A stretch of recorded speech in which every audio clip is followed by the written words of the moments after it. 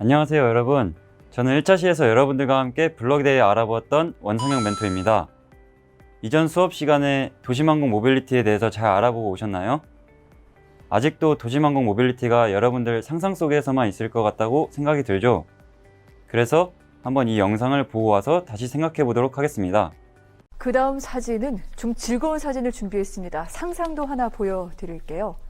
바로 5년 뒤에 실현이 될 수 있다고 합니다. 영화처럼 그렇게 느껴지기도 하는데 도심 빌딩 위를 오가는 나는 택시, 플라잉 택시라고 얘기를 합니다. 그런데 이게 실제로 가능해진다고요? 네, 나는 택시 지금 계획이 나왔습니다. 정부에서 발표했는데 2025년에 상용 서비스를 시작하겠다. 지금 보시는 거죠. 상상도인데 그리고 2030년부터 본격 상용화하겠다. 와. 이렇게 되면 네. 일단 인천공항에서 여의도까지 20분 만에 간다고 하는데 네. 초기 요금은 택시거든요. 초기 요금은 11만 원을 일단 예상을 합니다. 그런데 2035년부터 본격적으로 자율 비행을 하게 되면 요금이 2만 원대로 떨어질 전망이다. 정말요? 예, 그럼 이거는 지상 택시보다도 더 싸지는 건데 그러네요. 인천공항에서 여의도까지 그렇게 해서 일단 한 300대 정도 운항을 목표로 지금 개발을 한다고 하는데 네.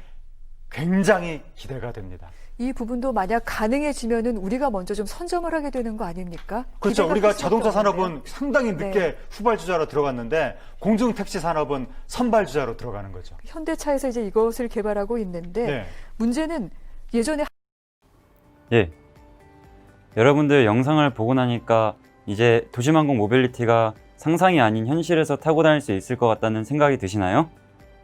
예, 그래서 저는 이번 시간에 하늘을 나는 택시인 플라잉 택시의 기능에 대해서 여러분과 알아보려고 합니다. 자, 우리가 가지고 있는 레고에는 날개가 달려있지 않지만 한번 날개가 달려있다고 생각하고 상상해 보겠습니다. 저는 플라잉 택시의 두 가지 기능을 생각해 봤는데 첫 번째 기능으로는 하늘에 있으니까 하늘과 가까워져서 햇빛이 세지니까 햇빛을 막아줄 수 있는 그늘막 형성 기능과 두 번째로는 하늘에 이제 새들도 있고 다른 택시들도 있을 테니까 장애물을 피하는 기능을 생각해 봤습니다. 첫 번째로 그늘막 형성하는 기능은 4차 시에서 들었었는데 중요한 기능이니 다시 한번 복습해 보도록 하겠습니다. 첫 번째로 이제 햇빛을 감지하니까 센서 블럭이 필요하겠죠? 두 번째로는 햇빛이 얼마큼 크고 얼마큼 작은지를 설정해 줄 수 있는 연산 블럭이 필요합니다.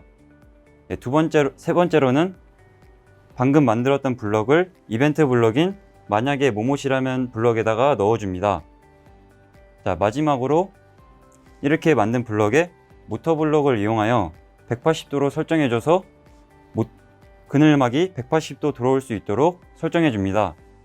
자, 다시 한번 정리하면은 반사광 센서가 40보다 크고 70보다 작을 때 180도 회전해서 그늘막이 형성할 수 있도록 설정해 줍니다. 자, 예시 영상을 한번 보겠습니다.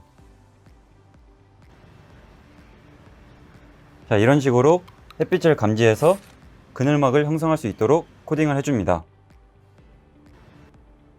자, 다음으로는 장애물을 피하는 기능이 있는데 장애물을 피하는 기능도 6차 시에서 배웠지만 도심항공 모빌리티에서 중요한 기능이니 다시 한번 복습해 보도록 하겠습니다. 자, 우선 우리가 스파이크를 움직이기 위해서 동작 블록을 이용해 모터의 종류와 속도를 설정해 준 후에 스파이크를 움직이도록 해줍니다. 자, 다음으로는 이제 앞에 장애물을 감지하기 위해서 거리 센서를 이용하여 앞에 장애물과의 거리가 10cm보다 작을 때 이동을 멈춘 후에 2초 기다리고 빠르게 피하기 위해 50%로 속도를 높여준 후에 왼쪽으로 300도만큼 방향을 꺾은 후에 그 다음에 바퀴를 2바퀴 회전시켜주고 그리고 원래 가던 방향으로 다시 돌아오기 위해 반대 방향으로 300도 회전해 줍니다. 그러고 마지막으로 이제 직선으로 다시 동작하도록 해줍니다.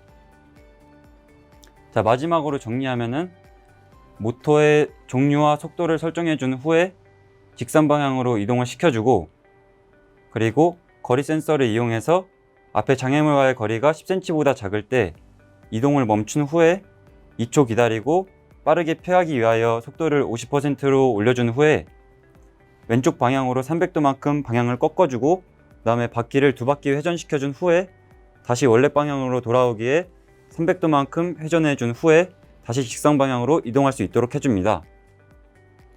조금 어렵죠? 자, 그래서 한번 예시 영상으로 보도록 하겠습니다. 자, 이렇게 가다가 장애물을 감지하면은